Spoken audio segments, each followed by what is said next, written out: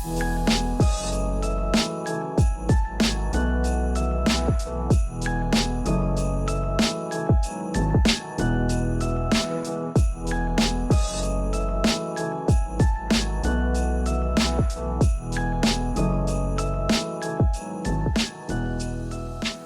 en una serie que hemos titulado La Promesa de Navidad. El domingo pasado el pastor Oscar vino de Banning, me hizo el favor de cubrirme. Yo estaba predicando en Southwest Church y estaba ministrando allí, y Oscar vino, me cubrió, y Israel cubrió en Banning, y fue una bendición. Dios se movió tanto aquí como allá, los mensajes fueron poderosos. Y pues hoy vamos a seguir con la segunda parte de nuestra serie, La Promesa de Navidad. Y pues me gustaría reenfocarnos en algo muy importante, porque la Navidad para nosotros es familia, comida, fiestas. Eso es lo que pasa siempre durante la época de Navidad para nosotros. Especialmente para los niños, Navidad es regalos, ¿verdad? Un regalo que sea dado, bonito, que sea de la forma que tú quieras. Pero yo quiero invitarte hoy a comprender de que la Navidad comenzó porque Dios amó al mundo. Y tenemos un concepto equivocado de lo que es Navidad. Pensamos a veces que la Navidad es la comida, la fiesta de los regalos y es una temporada dentro del año. Y pensamos que la Navidad ocurrió una sola vez en la historia y se acabó. Yo quiero decirte que la Navidad es algo constante, porque Cristo constantemente va naciendo en el corazón de las personas. No estoy diciendo que nace literalmente, estoy diciendo que las personas conocen a Jesús y su historia. Pero la historia de Jesucristo no terminó en un pesebre. La historia de Jesucristo fue que Él creció, caminó entre nosotros, no terminó caminando entre nosotros, ni terminó en la forma que murió. La Biblia dice que fue juzgado injustamente y que fue crucificado injustamente, y su historia no terminó en una cruz, sino que al tercer día, después de haber sido sepultado, Jesucristo resucitó de la muerte en gloria. Entonces Jesucristo resucita de la muerte y Jesucristo asciende al cielo. No terminó con su ascenso en el cielo. La historia de Navidad continúa con su segunda venida, cuando Cristo venga a buscar a su iglesia y al establecer su reino. La historia de Navidad continúa porque es la historia de amor de Dios por su creación y por su humanidad. Entonces, hoy quiero reenfocarnos al pensamiento de que la Navidad no es una historia bonita de un pesebre y de regalos solamente, o de comida de familia. Y pasa de rica con familia. La Navidad es la historia de que Dios amó al mundo de tal manera que envió a su Hijo unigénito para que todo aquel que en él crea no se pierda, mas tenga vida eterna. Esa es la historia de la Navidad. Y eso es lo que tenemos que comprender nosotros y tener en nuestra mente. Pero quiero entrar en Isaías capítulo 9, versículo 6. Durante todo el mes vamos a estar hablando sobre este texto. Dice, porque un niño nos es nacido, hijo es dado, y el principado sobre su hombro, y se llamará su nombre admirable, consejero, Dios fuerte, Padre eterno, príncipe de paz. El texto comienza diciéndonos, porque un niño nos es nacido. Y cada vez que yo leo este texto, muchos años atrás leyéndolo, cada vez que yo leía esto, y también leyéndolo durante la semana y metiéndome más a lo máximo que pudiera para poder sacar el más jugo de esta naranja que estamos exprimiendo simbólicamente, lo que ocurrió fue que comenzaron las mismas preguntas que siempre he hecho cuando leo el texto. Un hijo nos es nacido, un niño nos es nacido, un hijo nos es dado. Y cada vez que yo leo esto, yo tengo que hacerme la pregunta, ¿por qué nacer como niño? ¿Por qué Jesús, si nosotros los cristianos creemos que Él es el Mesías prometido, el Cristo prometido, el que venía por su iglesia, por qué nosotros vemos a Jesús como un niño que nació? ¿Por qué Jesús nació como niño? ¿Por qué? ¿Por qué nacer como una persona indefensa? Porque los niños son indefensos. ¿Por qué Jesús, que es Dios, parte de la Trinidad Santísima, nació como niño, indefenso? ¿Por qué como una persona frágil? Los niños son muy frágiles. ¿Por qué como una persona que necesitaba ayuda? El creador protector del cielo y de todo lo que existe nació en una condición que necesitaba ayuda. ¿Por qué? ¿Por qué en una condición que necesitaba ser protegido? ¿Por qué? Porque los niños necesitan ser protegidos. ¿Por qué una condición que necesitaba ser alimentado por otros? Porque si no, no sobrevivía. ¿Por qué Jesús decidió nacer como niño en medio de nosotros? Eso es lo que el texto me dice. Entonces, esta profecía fue escrita 800 años, 700 y pico de años aproximadamente, antes que Cristo naciera en Belén y fuera puesto en un pesebre. Y pues eso quiere decir que Jesucristo al nacer como niño necesitaba de una madre, necesitaba de un padrastro, necesitaba pañales, necesitaba que le dieran leche, necesitaba que los cuidaran, necesitaba que los protegieran, necesitaba que lo enseñaran a caminar, necesitaba todas esas cosas, porque nació como niño. Jesucristo siendo parte de la Trinidad, siendo Dios, Él decidió venir y nacer en la condición más vulnerable que existe en la etapa de la humanidad.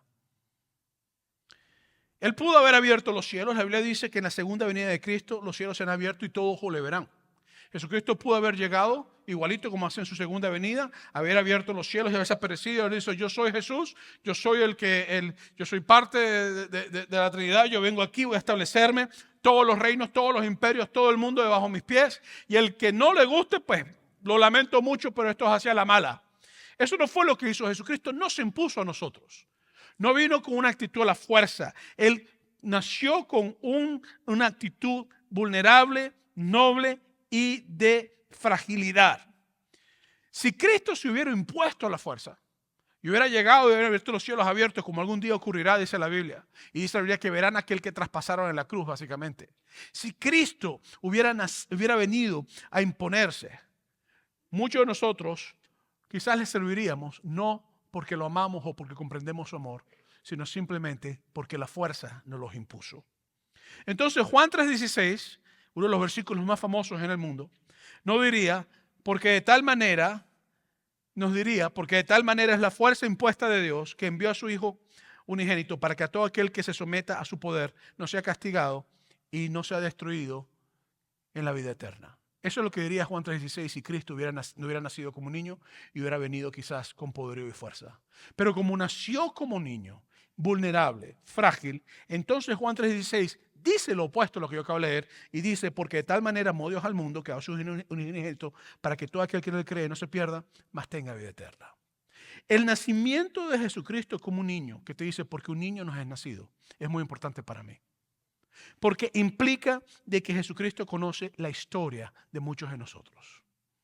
Implica que Jesucristo sabe la historia migratoria porque su papá o su padrastro y su mamá, cuando iban camino a Belén, estaban en un proceso migratorio. Saben lo que es montarse y pasar trabajo. Jesucristo comprendía, no nació en un palacio con riquezas, con los mejores reyes, no vino como ya adulto, con ímpetu, con fuerza, sino que tuvo la historia completa que tú y yo hemos tenido. Porque aquí todo el mundo nació, ¿o no? ¿Aquí han llegado una nave espacial? Algunos parecen que sí, ¿verdad? El asunto es que nadie puede llegar a la presencia de Jesucristo y decirle a Él: tú no me comprendes. Nadie. Porque Jesucristo comprende nuestras mayores fragilidades. Él sabe. Él lo pasó.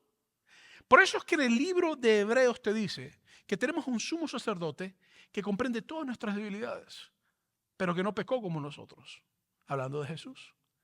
Por eso es que el nacimiento de Jesucristo como niño es tan importante, porque es la historia completa humana y tú y yo no tenemos excusa con nuestras acciones. Porque Él, viviendo igual que tú y que yo, venció lo que tú y yo a veces nos cuesta vencer. Y aquí es donde yo tengo que moverlo entonces en lo que dice Isaías 9:6, porque un niño nos es nacido, hijo nos es dado, y el principado sobre su hombro, y se llamará su nombre admirable, consejero, Dios fuerte, Padre eterno, príncipe de paz. El principado sobre sus hombros. Entonces te dice que nació, pero no nació para no ser un príncipe, no nació para no gobernar. Nació frágil, pero iba a tener la protección de Dios, iba a tener lo que necesitaba a una madre, necesitaba todo, pero nació para gobernar. La historia de Jesucristo no termina en un pesebre. Para muchos de ustedes, para muchos de nosotros, la historia del pesebre es Jesucristo, chiquitico, bonito, en un pesebre, y ahí lo dejan. La vulnerabilidad de Jesucristo no cambió su naturaleza. Que Cristo ha nacido como niño no cambió su naturaleza divina. Él siguió siendo y sigue siendo el Hijo de Dios. Y esto es importante. Lo que hizo fue añadir a Jesús en forma corporal la naturaleza humana. Eso fue lo que hizo. Pero su propósito y su principado no se limitan a nacer como un niño, sino que al nacer como un niño sigue demostrando su humildad, su propósito y su principado. Por eso es que te dice que el principado o que el gobierno o que su capacidad de reinar está sobre él y estaría sobre él. Y la Biblia dice que lo hará en el fin de los tiempos sobre toda la humanidad, todo lo que dice. Pero después me dice que se llamará su nombre Consejero Admirable. Y la palabra admirable en el hebreo, cuando estábamos estudiándola bastante bien, es una palabra que significa con algo que es incomprensible. Es algo que es tan profundo, es algo que es tan grande, que simplemente ocurre, pero tú quizás fuera de tu comprensión no puedes llegarlo. Entonces, es la misma palabra que usó Moisés en el libro de Éxodos, capítulo 15, versículo 11 específicamente, cuando Dios lo usa para abrir el mar y pasar en seco un mar. Él dice que fue admirable lo que Dios hizo. Porque obviamente es incomprensible que un pueblo se pare frente a un mar y el mar se abra para que ellos caminen en seco. Es igual, es incomprensible comprender lo que la Biblia está diciendo ahorita hasta cierto punto. Porque ¿qué sentido tiene que Dios, oye, Dios, creador de todo lo que existe, poderoso en toda la tierra, poderoso en todo el universo, todo ocurre por Él y por Él, haya decidido nacer como un niño y oye la razón lógica, porque te ama a ti y me ama a mí? Eso es incomprensible. Porque nuestro sistema de poderío es sencillo. Mientras más dinero tengas, más poder tienes, más orgulloso eres. El sistema de poderío de Dios es increíble. Mientras más poder tienes, más amas, más humilde es. Entonces, esta condición de nacer como niño es muy importante para mí. Porque me demuestra al Dios que yo le sirvo. Mi Dios no es un presidente que te come a uno en las campañas políticas y le insulta. Ni un dictador que se monta sobre un país y mata a todo el mundo. Mi Dios es el que, viendo la condición de su pueblo, se hizo como su pueblo, nació como uno de su pueblo, en condición migratoria, en condición difícil, en condición de pobreza, solamente para llevar a su pueblo al reino eterno. Y por eso es que la historia de Navidad para mí es tan importante. Pero en los títulos que Jesucristo dice, te dice claramente que Él es admirable. Y te dice que Él es consejero. Entonces, hay varias características que yo tengo que comprender cuando yo trato con dar consejería o trato con buscar un consejero. La primera característica de un buen consejero es sabiduría. Si usted está buscando consejería, usted tiene que buscar a alguien que sea sabio. Y no sabio con las cosas del mundo. Sabio con las cosas que aparentemente no tienen valor, pero son las cosas que realmente tienen valor. ¿Por qué digo esto? Sencillo. Porque la mayoría de las veces nosotros buscamos consejería en amigos, en familiares, en personas como por lo menos los que son personas que son inspiracionales, motivadores, como llaman por ahí, en los medios sociales, en un presidente, en una presidente, en una persona que está en una posición de autoridad. Buscamos siempre ese tipo de dirección, ese tipo de consejo. Yo quiero que tú comprendas algo hoy. La sabiduría no tiene nada que ver necesariamente con una posición que una persona pueda tener, ni con la relación que una persona pueda tener. La sabiduría es cuando vienen palabras que no son necias, palabras que no son vacías, palabras que son prudentes, palabras que son llenas de dirección saludable y verdadera. En segundo lugar, una de las características que un consejero necesita no es solamente sabiduría, sino práctica. La práctica implica experiencia. Mire, yo sé que todo médico necesita agarrar un conejillo de India primero para poder hacer las cosas bien. Pero a mí no me gustaría que me operara un médico recién graduado del corazón, si tengo un problema del corazón. Que yo le diga, doctor, ¿qué va a pasar? No se preocupe, todo está bajo control. Muy bien, ¿cuántos ha operado ustedes? Ninguno, usted es el primero. Ore para que salga bien de esta operación. Yo no quise esa operación con ese tipo. Porque no hay práctica, no hay experiencia. Cuando mi hija Débora nació, historia verídica, y mi esposa no le han conectado ni nada porque estábamos recién llegados, yo estoy diciendo a la mujer, ¡van a nacer! Y la mujer me dijo, tranquilo, que todo está bajo control. Y de repente cuando la niña empieza a salir, la mujer me dice, es mi primer parto. Yo dije, ¿qué? No puede ser. Con razón que no sabes nada. Este es mi segundo, dije yo. Tengo más experiencia que tú. El asunto es que la práctica son consejos que no son abstractos. No son sin forma. A veces los motivadores hablan de una forma tan bonita, tan bonita, tan bonita y tan abstracta que cuando tú sales inspirado. Qué bonito lo que dijo. Y te dice el otro, ¿y qué dijo? No sé, no entendí nada, pero fue tan lindo lo que dijo. Fue una cosa, mira, hasta lo escribí aquí, voy a ir todo el mes pensando qué fue lo que dijo. La práctica sabia, la experiencia sabia, no te motiva falsamente. Ni te dice cosas que suenan bonitas pero no tienen sentido. La práctica sabia son tangibles, palpables, realizables, con dirección tangible que puedes verla, puedes seguirla. La tercera cosa que necesitamos en un consejero es confianza. O sea, tú no vas a ver una persona que tú vas a hablarle de tus problemas si tú sabes que lo va a hacer público a todo el mundo, no tienes confianza en él. Entonces, un consejero que su trayectoria demuestra que no es cambiante, que tiene estabilidad emocional, que es racional, que no deja que sus emociones lo lleven a dar el consejo, sino que ha logrado separar sus emociones del consejo que te está dando.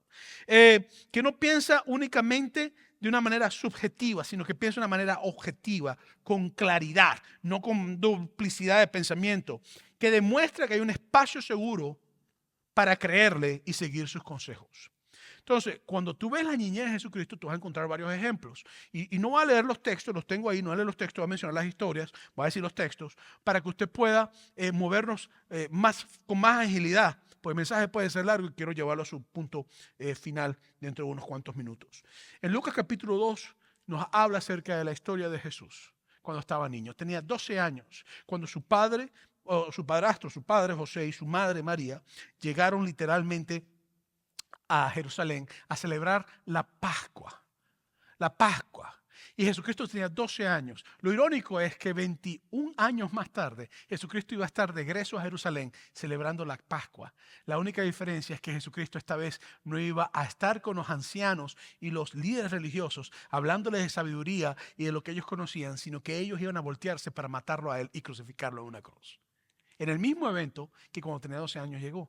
Un niño o una persona de 12 años normalmente no es una persona sabia. Ahora, yo sé que en nuestros países, en nuestra época, un muchacho de 12 años a veces podía correr una casa. Por varias razones. No existían los juegos de video, no existían los teléfonos inteligentes, no existía TikTok, no existía YouTube.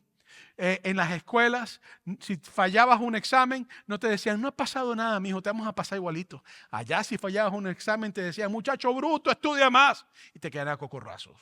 Si tú llegabas y tú hacías algo malo, tu papá no te decía, toma $5 para que te portes bien. Sino que si tú hacías algo malo, la chancla voladora de tu madre te pegaba en la cabeza y después el látigo revolotante de tu padre iba detrás de la chancla voladora. Donde a los 8 años ya tú estabas pelando maíz, moliendo café, si tenías, vendiendo empanadas, arepas, tacos en la calle, trabajando en el negocio de tu padre si era empresario, lavando, fregando, planchando, limpiando, botando basura, haciendo construcción. Entonces cuando llegabas a los 12 años eres un hombre más maduro o eres una muchacha más madura. Por eso es que nuestras generaciones de nuestros abuelos se cansaba más joven la gente, porque había más madurez. El asunto es que en la época de Jesucristo era parecido a nuestras generaciones. Y Cristo a la edad de 12 años estaba por encima de su nivel de sabiduría. ¿Por qué? Porque en Lucas capítulo 2 me dice que cuando los padres lo fueron a buscar, yendo caminando de camino en la caravana, se dieron cuenta que Jesucristo no estaba por ningún lado y dijeron, ¿dónde está? No lo vemos. Y se regresaron a Jerusalén. Cuando llegaron a Jerusalén, en Lucas capítulo 2, versículos 45 al 48 te dice, pero como no le hallaron, volvieron a Jerusalén buscándole. Y aconteció que 3 días después, 3 días perdido el chamito, hallaron en el templo, sentado en medio de los doctores de la ley, oyéndoles y preguntándoles. Y todos los que lo oían se maravillaban de su inteligencia y de sus respuestas. Cuando le vieron, se sorprendieron y dijo a su madre, hijo, ¿por qué nos has hecho así? He aquí tu padre y yo hemos estado buscando con angustia. Entonces, a los 12 años la Biblia nos habla acerca de Jesucristo y ya podemos ver su sabiduría. Estaba hablando con los ancianos en el templo, los eruditos, los cocorocos, los grandes conocedores. Y está hablando de teología, y está hablando de cosas. Y los tipos estaban maravillados, decían, wow, ¿qué pasó aquí? Esto es increíble lo que este muchacho nos está diciendo. Porque había un llamado especial en su vida. Pero después cuando tú sigues viendo la sabiduría de Jesucristo, ya a los 30 y pico de años, en Juan capítulo 8 te presenta la historia de una mujer que había sido agarrada en adulterio, en pleno acto de adulterio. La ley decía que a ella y al hombre que habían agarrado en pleno acto de adulterio tenían que apedrearlo, la ley judía. La ley romana decía que no podían apedrearlo. Y estos tipos vienen a donde Jesucristo y en una mala jugada de doble intención le dicen a Jesucristo: Maestro, a esta mujer la hemos agarrado en pleno acto de adulterio. La ley dice que hay que apedrearla. ¿Tú qué dices que hagamos? En otras palabras, si dices que no, te metes en problema con la ley judía. Si dices que sí, te metes en problema con la ley romana. O te matamos como judío o te matan los romanos, pero que te matamos, te matamos. Segundo, al hombre no lo agarraron, al hombre le dieron un ticket libre para irse, no importó lo que le había hecho. Lo importante es que ella era siempre un conejillo de India y un chivo expiatorio para agarrar a Jesús. Jesucristo, dice la Biblia, que hizo una simple pregunta, una pregunta muy sabia: que tire la primera piedra el que esté libre de pecado. Y se arrodilló a escribir en tierra. Y cuando se levantó, no había nadie, solamente la mujer. Y le dijo: mujer, ¿dónde están los que te acusan? Y ella dijo, llorando la mujer: se fueron, mi señor. Ok, aquí va el consejo práctico y sabio. Vete y no sigas pecando más con ese pecado. La sabiduría de Jesús no solamente se veía a los 12, se veía ya a los 30. Pero hay otras partes que nos hablan acerca de su sabiduría. Por lo menos, en Juan capítulo 8, versículos 7 al 9, ocurre algo interesante también. La parte de la mujer, perdón, en el otro, en Mateo 19, 21, por lo menos, te habla de un hombre, un joven rico. Este joven rico llega donde Jesucristo y le dice: maestro bueno. Y Jesucristo le responde: ¿por qué me dices bueno si solamente Dios es bueno? ¿No? Y la gente dice: ¿viste que dijo que no era Dios? ¿Viste que dijo que no era bueno? No, lo que pasa es que el muchacho le está diciendo a Jesucristo maestro bueno y después le dice: yo soy igual que tú. En otras palabras, así como tú eres bueno, yo soy bueno.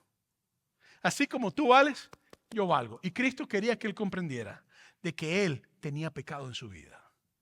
Y le responde y lo lleva a un sitio donde el muchacho se va triste porque comprende que tiene pecado en su vida. De una manera muy sabia. En Juan capítulo 4, versículo 16, pasa lo mismo. Los líderes religiosos se acercan a Jesucristo con unas preguntas muy malintencionadas. Le dicen a Jesucristo: hey, ¿es lícito darle al César sus impuestos? Jesucristo dice: dame una moneda. ¿De quién es la cara que está en la moneda? Del César. Dale a César lo que es de César y a Dios lo que es de Dios. Porque si Cristo hubiera dicho: al César no le des nada, se mete en un problema legal con el gobierno romano. Si dice: a Dios dale, al César no, se mete en un problema legal con el gobierno romano. Pero si dice: dale al César, se mete en un problema con los judíos. Sabiduría en práctica confiable. En Marcos capítulo 12, versículo 17, es lo mismo. En el Sermón del Monte, Jesucristo te trae un concepto de sabiduría confiable muy importante. Te dice: bienaventurados los pobres de espíritu, bienaventurados los pacificadores, bienaventurados los que lloran. ¿Por qué? Porque para el mundo, la sabiduría del mundo es poder, riquezas, honra, mejores carros, mejores trabajos, mejores todo. Cristo dice: Dios trabaja con la gente de condición pobre y con la gente de corazón pobre. Y también te dice: no solamente el pobre que físicamente, sino el pobre de corazón, de espíritu. En otras palabras, puedes ser muy rico, pero tu corazón está en el lugar adecuado. Sabiduría completa. Sabiduría en todas las áreas. Entonces, la Biblia me dice que en la cruz Dios dio su vida por nosotros. Eso lo hace confiable. Lo hace confiable. Porque ¿cómo no vas a confiar tú por alguien que muere por ti? Si alguien es capaz de morir por ti porque te ama, es una persona de confianza en tu vida. Y Cristo hizo eso de esa manera. Él se dio porque la confianza de él. Entonces vemos que Jesucristo es sabio, vemos que es práctico, que tiene experiencia y vemos que su amor es incondicional para nosotros. Por ende, sus palabras y guía son confiables para mí. Entonces aquí es donde yo tengo que traerlo ahora a esta Navidad y a mi persona. Porque yo puedo durar todo el día hablándote teológicamente y filosóficamente de quién es Jesús. Pero tengo que darte la parte práctica de cómo tú y yo lo aplicamos a nuestra vida. Si Jesús es un consejero admirable, y hablamos en su parte de nacer como niño y la forma en que lo hizo y cómo es admirable, incomprensible lo que Dios hizo en que una virgen diera a luz a un niño.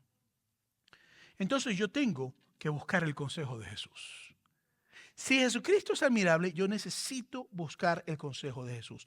La gente sigue buscando consejos de motivadores profesionales, sigue buscando consejos en familiares, sigue buscando consejos en amigos, sigue buscando consejos en profesionales que trabajan para dar consejos. Y eso es bueno, eso no es malo. Pero ¿cuándo nosotros vamos a buscar consejo en la palabra de Dios? ¿Cuándo nosotros vamos a buscar consejo en oración con Dios. Cuando nosotros vamos a buscar consejo, en el sitio donde se me dice lo que yo necesariamente no quiero escuchar, pero que es verdad que necesito escuchar. Porque el problema es que nosotros a veces somos oidores selectivos con los consejos que se nos dan. Especialmente si el consejo que se me da no me gusta. Porque si a mí me dices tú algo que a mí no me gusta, aunque yo sé que es mejor para mí, es un problema. Si tú eres diabético y estás comiendo azúcar, te doy un consejo hoy, para de comer azúcar. ¿A quién le gusta escuchar eso? ¿Mm? Ese cafecito que hacemos los latinos con leche condensada. ¿Eh? Tú me vas a decir que si tú eres diabético y yo te ofrezco un cafecito con leche condensada, entonces si el pastor Moisés dijo que tuviera un consejo que no lo tomara. Tú vas a buscar leche condensada sin azúcar, te lo prometo. Y lo vas a hacer. Ese hombre que te está echando los perros, que no te conviene, no sigas más con eso. Te vas a hacer daño. Esa mujer que te está echando los perros, que no te conviene, no sigues más con eso, te va a hacer daño. Esa muchacha que no es tu esposa, ¿para qué la miras? ¿Para qué la miras? Ese trabajo que te puede trabajar 7 días a la semana y no da tiempo ni para Dios, ni para tu familia, ni para tu salud. ¿Para qué lo codicias? ¿Te gustó lo que te estoy diciendo? No, pero es la verdad. Y es la verdad. Entonces, si tú no le haces caso, van a haber consecuencias. ¿Pero te gustó? ¿No? Entonces, yo tengo que comprender que si Cristo Jesús es consejero admirable, yo necesito buscar su consejo. En la Biblia, en Segunda de Reyes, te habla de un rey llamado Acaz. El tipo comenzó a reinar de 21 años. Segunda de Reyes, capítulo 16. Y reinó en Jerusalén por 16 años. Y te dice la Biblia que no anduvo en el camino de sus padres, ni de los reyes de Dios, sino que estuvo en el camino de los reyes de Israel, de los reyes que no estaban buscando de Dios. Y te dice que pasó a sus hijos por fuego. La historia nos dice que había un dios de los cananeos en la región de este Israel hoy en día, antes que Israel fuera Israel, que había un dios de bronce que se llamaba Moloch. Tenía como una especie de chimenea dentro del dios y se ponía madera muy caliente, ahí se prendía el fuego. Y el dios tenía los brazos así extendidos, así esta posición. Cuando el dios se ponía rojo todo porque el calor era muy fuerte, agarraban y hacían sacrificios humanos de niños donde los ponían en sus brazos para que se quemaran. Y lo que ocurre es que este rey decidió hacer eso. Y pasó a sus hijos por fuego. La historia me dice sobre Acaz que buscó a una mujer llamada Jezabel y la hizo su mujer. Jezabel no era una mejor mujer para un hombre escoger. Hay Jezabeles y hay Jezabelos, para que sepan, de dos lados. Y el hombre agarró a Jezabel y en vez de Jezabel buscar a Dios con él, buscar el consejo de él, lo que ocurrió fue que en el capítulo 28 de Segunda de Crónicas nos dice que agarró todos los utensilios del templo de Dios, donde se oraba a Dios, y los sacó. Y en vez de abrir el templo para que se buscara a Dios, lo cerró. Y lo que hizo fue crear altares para que se adorara a Moloch, para que la gente quemara a sus hijos. Y hicieran todas esas cosas horribles. Por eso es que la Biblia me dice en Santiago capítulo 1 versículo 5, si alguno de vosotros tiene falta de sabiduría, pídala a Dios, el cual da a todos abundantemente y sin reproche, y se le será dada. Entonces Dios me dice que si a mí me falta sabiduría, yo tengo que buscarlo a Él. Acaz no buscó el consejo de Dios. De hecho, rechazó el consejo de Dios. Entonces, si yo estoy buscando de Dios, yo sé que Jesucristo es consejero admirable, yo tengo que buscar el consejo de Dios. No sigas tus propios instintos. Mira, cuidado con tu corazón. Cuidado con tu corazón. Te puedes arrepentir de lo que tu corazón desea. Porque cuando las emociones están vueltas locas, la cabeza no piensa. Cuidado con el corazón. Es que yo sigo mi instinto siempre. Cuidado con eso. Cuidado con eso.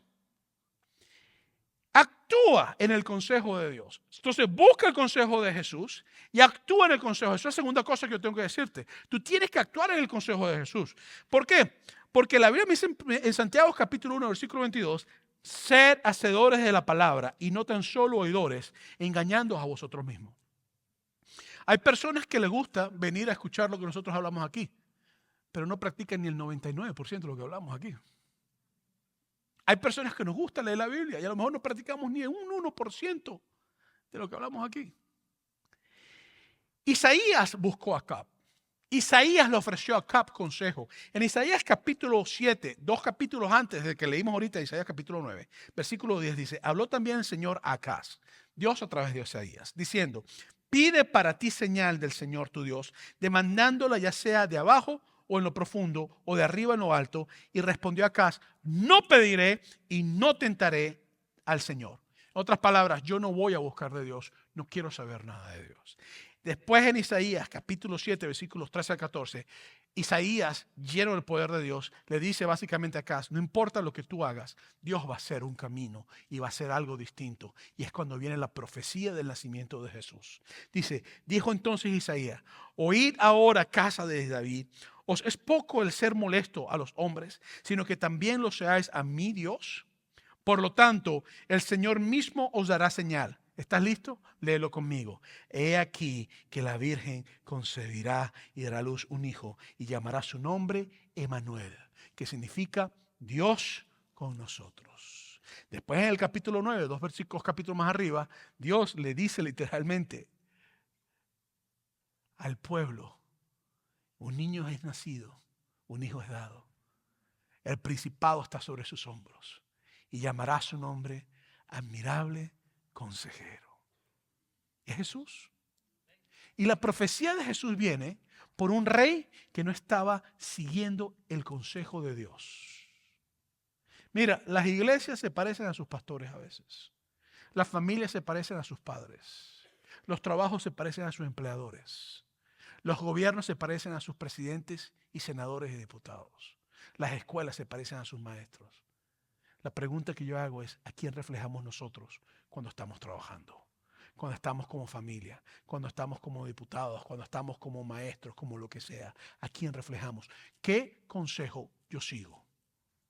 ¿Mi propio deseo? ¿Lo que yo quiero? ¿Qué consejo yo sigo? Lo que la Biblia me dice, ¿qué consejo yo sigo? ¿Qué acción yo hago en el consejo? Porque de nada me sirve conocerlo si no lo acciono.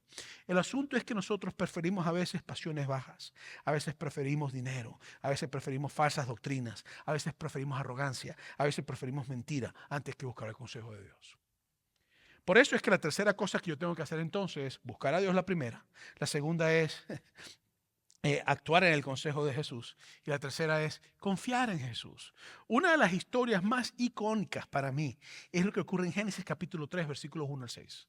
Es la historia de Adán y Eva, cómo pecaron. La Biblia dice que estaba Eva y Adán y vino la serpiente y vino a engañarlos. Y les dijo: así que Dios le ha dicho que no coman del fruto del bien del árbol del bien y del mal. Y dijeron: sí, sí, Dios no dijo eso. Y le dijo: de cierto os digo que el día que comieras de ese fruto, ese día vivirán y tendrán conocimiento y sabiduría. Dice la Biblia que la mujer vio el fruto y lo vio agradable para comer y para conseguir lo que ella deseaba. Y se lo dio a su marido y comieron ambos y sus ojos fueron abiertos. Y comenzó entonces el problema que todos tenemos, ese problema que tenemos nosotros de inmoralidad y de todas las demás cosas, es lo que la Biblia nos dice. Lo interesante y lo que a mí me llama la atención de este relato, y siempre me llama la atención, es cómo es posible que Dios creó al hombre y a la mujer, les puso en el paraíso. Dios mío, les dio sustento, les dio todo lo que necesitaba. Estaba siempre con ellos, los estaba bendiciendo, estaba haciendo todas las cosas, era confiable, todo lo podía, todo, todo, todo. Y de repente llega la serpiente, astuta, pero no de confianza. Y la serpiente te agarra y le dice 4 palabritas bonitas que ellos quieren escuchar. Y lo que ocurre es que en las 4 palabritas bonitas que ellos quieren escuchar, ellos se comieron las palabritas todas. Y la aceptaron. ¿Y qué hicieron? Aquel que les había dado toda la provisión, la vida, todo, todo, todo, todo, le dijeron: no nos sirve de nada tu consejo, no nos sirve de nada tu dirección, no nos sirve de nada de nada. Este es el que yo quiero escuchar. Y lo hicieron. Nuestros hijos hacen lo mismo con nosotros. Nosotros hicimos lo mismo con nuestros padres. Nuestros padres nos daban lo que necesitaban, bueno, la mayoría, ¿no? Hay unos padres que a veces no son muy buenos, pero la mayoría de lo que necesitaban, lo que estábamos pendientes, haciendo todas las cosas. Y cuando llega el momento de consejo, ¿a quién le pidiste consejo? A Pepe. ¿Quién es Pepe? Es un muchacho que vende droga en la escuela, tremendo consejero. Me dio un consejo buenísimo: va a ser millonario en un mes, papá. ¿Sí me explico o no me explico lo que estoy diciendo? ¿Por qué? Porque buscamos consejos que queremos escuchar. Buscamos consejos que nos gustan. El problema es que el consejo que tú necesitas no es el que a ti te gusta. Es el que te va a llevar por el camino de seguridad, de paz y sobre todo el consejo de vida eterna. Entonces,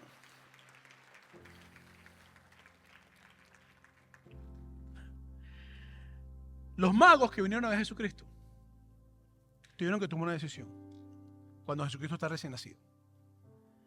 Ellos llegaron a buscar a Jesús y fueron a donde el rey Herodes. Y el rey dijo, cuando él venga y lo encuentre, me dejan saber para yo irlo a adorar con ustedes. Yo le voy a dar todo lo que necesiten. Pero Dios les reveló que era una mentira. Y cuando vamos a Mateo capítulo 2, versículo 11, dice, y al entrar en la casa vieron al niño con su madre María y postrándose lo adoraron. Y abriendo sus tesoros le ofrecieron presentes, oro y mirra. Ellos decidieron seguir el consejo de Dios que seguir el consejo del rey Herodes, aunque era un rey. Acaz decidió seguir el consejo de su mujer y él mismo darle malos consejos a ella. Y dice la Biblia que se reunió con otros reyes de otras naciones y agarró el consejo de esos reyes, que siguió el consejo de Dios. Adán y Eva decidieron seguir el consejo de una serpiente astuta, pero no confiable. ¿Cómo no vamos a confiar en Jesús, que es admirable, consejero, sabio, experiencia y confiable? Pastor, ¿cómo puedo confiar en Él? Si tú no confías en alguien que dio su vida por ti en la cruz del Calvario, no vas a confiar en nadie nunca. Jesús es la persona más confiable que tú vas a conocer. Yo quiero invitarte a que recibas el consejo de Dios. Estás aquí hoy para escuchar este consejo que estoy dándote, que viene de parte de Dios, está en su palabra. Yo simplemente soy un instrumento. Yo no creé eso, fue Dios el que lo hizo. Eso es todo. Escúchame, iglesia. Este año a lo mejor ha sido fuerte, difícil. A lo mejor malos consejos, a lo mejor buenos consejos. Te invito a que le demos a Dios lo que es de Dios, nuestros corazones. Eso es lo que tenemos que darle. Escuchemos sus palabras y escuchemos todo lo que Él tiene que decirnos. Te invito a estar en pie, por favor. Invito a los compañeros de oración. Si eres compañero o compañera de oración, por favor, ayúdame a venir al frente para orar por cualquier necesidad que haya hoy. Y me gustaría también invitar que si alguien está aquí en medio de nosotros y su corazón lo hace sentir que necesita recibir a Jesucristo, porque sabes que es tiempo de rendir tu vida a Jesús. Mira, me gustaría hacer una oración contigo hoy. Y me gustaría invitarte a que nosotros podamos hacer lo que tenemos que hacer, que es darle a Jesús nuestros corazones y nuestras vidas. Así que si tú estás aquí hoy y tú no tienes a Jesús en tu corazón, o lo tienes en tu corazón, pero necesitas rededicar tu vida, a lo mejor has seguido el consejo equivocado, tú necesitas rededicar tu vida, yo te invito a que hagas esta simple oración conmigo. Si estás en las cámaras, hazlas conmigo. Iglesia, inclina tu cabeza, cierra tus ojos y ora conmigo en este momento. Padre, perdona mis pecados, perdona mis fallas, perdona, Señor, mis ofensas. Gracias por la cruz del Calvario de Jesús. Gracias porque Él dio su vida eterna por nosotros en esa cruz. Gracias porque Él resucitó de la muerte. Y gracias porque viene de nuevo. Padre, te pido en el santo nombre de tu Hijo amado, que tu presencia nos guíe, Señor. Háblanos, Señor, siempre a través de tu palabra. Perdona nuestros pecados. Señor, perdona mis fallas. Me arrepiento de todo lo que haya hecho que estaba mal. Y te pido, Señor, que sigas cubriéndome con la sangre del Cordero Precioso. En el nombre de Jesús. Amén.